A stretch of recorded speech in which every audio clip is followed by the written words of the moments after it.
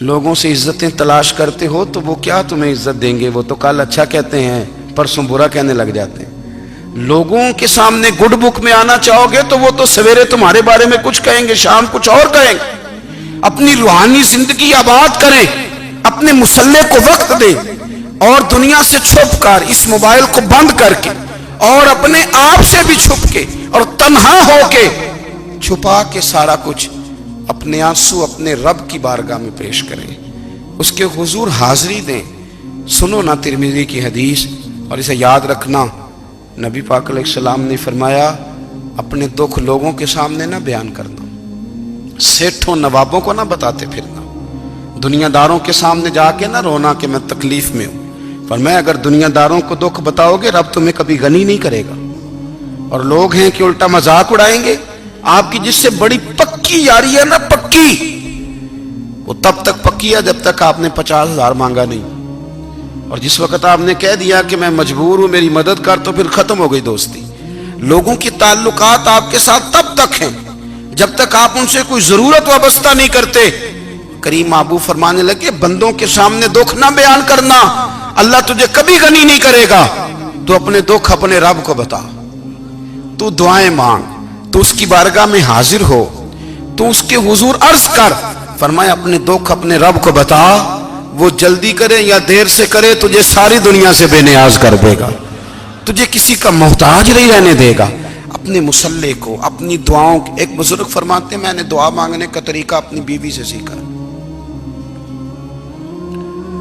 دعا مانگنے کا طریقہ اپنی، سیکھنے والے تو اپنے بچوں سے بھی سیکھ لیتے ہیں، سیکھنے والے تو ہر ایک سے سیکھتے ہیں۔ وہ کہتے ہیں میں نے دعا مانگنے کا سلیقہ اپنی بیوی سے سیکھا ہے۔ حضرت وہ کس طرح؟ فرمانے لگے میری بیوی نے نا مجھے کوئی کام بتایا، کچھ پیسوں کی ضرورت کے لیے کہا، تو میں نے اسے کہا کہ بھئی ابھی میرے پاس نہیں ہے، کچھ دنوں میں آتے ہیں تو میں دے دوں گا۔ عورتوں کی عادت ہوتی ہے وہ بار بار یاد کراتی ہیں، 2-4 دنوں کے بعد پھر اس نے کہا حضرت وہ میں نے کہا تھا کچھ پیسے، میں نے اسے کہا کہ ابھی میرے پاس نہیں ہے، کچھ دنوں میں ملتے ہیں تو میں تمہیں دے دوں گا۔ اس نے کچھ دنوں کے بعد پھر کہا حضور وہ میں نے کچھ پیسے کہے تھے۔ فرماتے میں نے ڈانٹ دیا، میں نے کہا کہ کیا تو روز مجھے شرمندہ کرتی ہے، کہا نا میرے پاس نہیں ہے، ہوں گے تو دے دوں گا، تو روز یاد کراتی ہے۔ فرماتے ہیں اس نے پہلے تو میری ڈانٹ کو سہا، پھر میرے سخت جملوں نے اس کی آنکھوں میں آنسو پیدا کر دیے، پھر اس نے اپنے آنچل میں اپنے اس دکھ کو سمیٹا، اور پھر اس نے ایک جملہ کہا تو میں رو پڑا، اور مجھے اپنے رب سے مانگنے کا طریقہ آ گیا۔ مجھے کہنے لگی حضرت جی آپ نے ڈانٹ دیا میں نے سہ لیا، پر آپ ہی میرے شوہر ہیں، بتائیں نا آپ سے نہ کہوں تو میں کس سے جا کے کہوں۔ فرماتے ہیں میں رو پڑا، اور میں کھل کے رویا، اور میں تڑپ کے رویا، اور پھر میری سسکیاں بند گئیں۔ تو مجھے کہنے لگی آپ کو کیا ہوا؟ میں نے کہا مجھے بھی دعا مانگنی آ گئی ہے، جب میں اسے کہوں گا نا اللہ تو ہی میرا رب ہے، میں تجھ سے نہ کہوں تو میں کس سے جا کے کہوں؟ میں کیوں کسی بندے سے سوال کروں؟ میں کیوں کسی دنیا دار سے کہوں؟ میں تیرے بندوں کا، نیک بندوں کا وسیلہ لے کے، تیرے محبوب کی غلامی لے کے تیری بارگاہ میں آیا، تجھ سے نہ مانگوں تو کس سے مانگوں؟ سمجھ آ گئی ہے جب میں اس رنگ میں مانگوں گا تو پھر رب میرے اوپر بڑا ہی فضل فرمائے گا، وہ میرے اوپر بڑی رحمت کرے گا، وہ میرے لیے آسانیاں کرے۔ عزیز دوستو ہم اس طرح کرنے لگ گئے ہیں کہ ہم نے نا اپنے تعلقات پر اعتماد کرنا شروع کر دیا ہے۔ میرے تعلقات بہت ہیں، ہم نے اپنی دولت پر اعتماد کرنا شروع کر دیا ہے، میرے پاس دولت بہت ہے۔ ہم نے اپنے علم پر، اپنی شہرت پر اعتماد کرنا شروع کر دیا ہے کہ میرے پاس فلاں چیز بہت ہے۔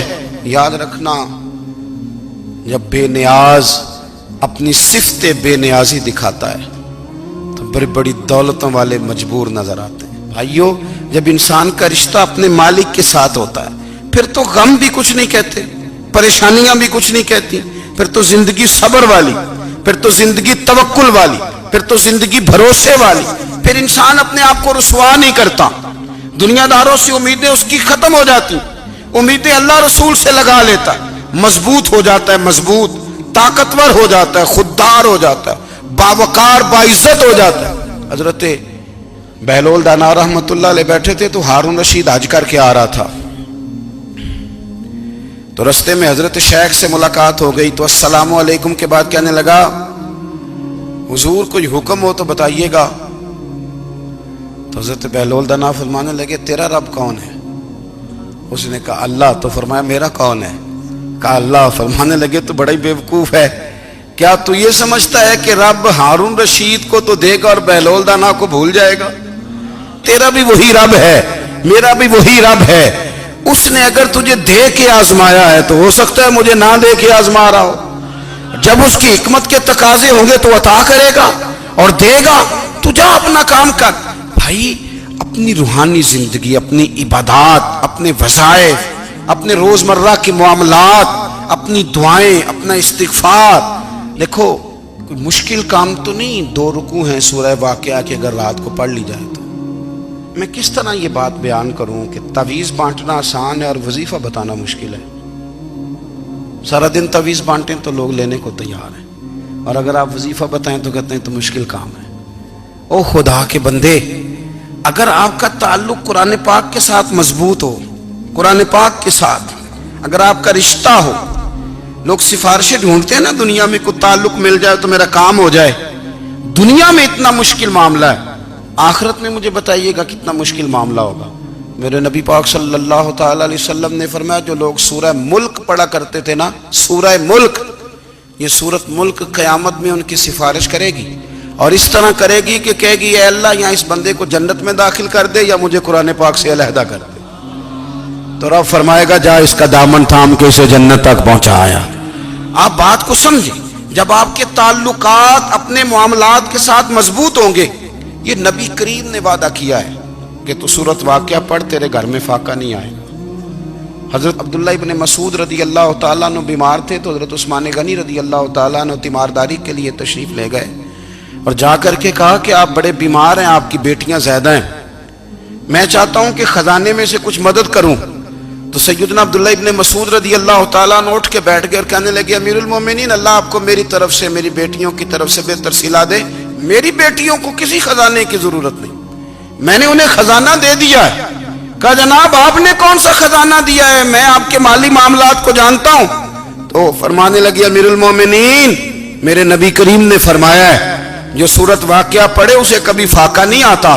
میں نے بیٹیوں کو یاد کرا دی ہے، یہ خزانہ میں نے انہیں دے دیا ہے. وہ سارے والدین سنیں جو بیٹیوں کے لیے پریشان رہتے. حضرت عبداللہ ابن مسعود نصیحت کر رہے ہیں، فرمانے لگے میں نے سورت واقعہ یاد بھی کرا دی ہے، پڑھنے کی عادت بھی ڈال دی ہے. حضور نے فرمایا ہے جو سورت واقعہ پڑھے اسے فاقہ نہیں آتا. کہنے لگے چاند تو اپنی جگہ چھوڑ سکتا ہے، سورج گر سکتا ہے، تارے ٹوٹ سکتے ہیں، پر مدینے والے رسول کی بات غلط نہیں ہو سکتی. حضور نے فرمایا فاقہ نہیں آئے گا تو انشاءاللہ کبھی بھی نہیں آئے گا. کرنے کا کام یہ ہے کہ ہم اپنے معاملات، اپنی عبادات، اپنی دعائیں کبھی 10 منٹ عادت ہو جائے نا دعا مانگنے کی علیحدہ سے رات کو. حضور نے فرمایا جو فرض نماز کے بعد دعا مانگے اللہ اس کی قبول کر لیتا ہے. نبی پاک صلی اللہ تعالی علیہ وسلم نے فرمایا اللہ مسافر کی دعا قبول فرماتا ہے. حضور نے فرمایا اللہ مظلوم کی دعا قبول فرماتا ہے. حضور نے فرمایا بیمار سے دعا کراؤ اللہ اس کی دعا قبول فرماتا ہے. میرے نبی پاک نے فرمایا ماں باپ جب بھی اولاد کے لیے ہاتھ اٹھائیں، ویسے تے بلے شاہ تو آسمانی اڈدیاں ہی پھڑ دیں، جڑا گھر بیٹھا انہوں بڑھیا ہی نہیں. حضور فرمانے لگے ماں باپ جب بھی اولاد کے لیے دعا فرمائیں اللہ ان کی دعا کو قبول کرتا ہے. آپ اپنا تعلق بنائیں دعا کے ساتھ، عبادت کے ساتھ، مصلی کے ساتھ رشتہ بنائیں، استغفار پڑھیں. صلاح الدین ایوبی صلیبی جنگوں میں تھے، رات کو مسجد اقصی میں نماز پڑھی تو پریشان تھے. ایک بزرگ سے ملاقات ہوئی تو وہ کہنے لگے کہ آپ بڑے پریشان ہیں. کہنے لگے حضور پریشان اس لیے ہوں کہ پہلے ہی مسلمان کمزور ہے، اب میں نے سنا ہے دشمن کا ایک بحری بیڑا وہ جنگی سامان سے بھرا ہوا آ رہا ہے، تو اب ان کے پاس اور تلواریں اور نیزے آ جائیں گے، مسلمانوں کے پاس پہلے ہی وسائل کی کمی ہے، پریشان ہو کس طرح کر کے مقابلہ کریں گے. یہ بات کہتے ہی صلاح الدین ایوبی نے بزرگوں سے کہا حضور آپ بھی دعا کرنا. دعا کی بڑی طاقت ہے. میرے نبی پاک نے فرمایا دعا مومن کا ہتھیار ہے. دعا مومن کا. حضور نے فرمایا تقدیر کو سوائے دعا کے کوئی چیز نہیں بدل سکتی. دعا مومن کا ہتھیار ہے. یہ کافر کے پاس کوئی نہیں. یہ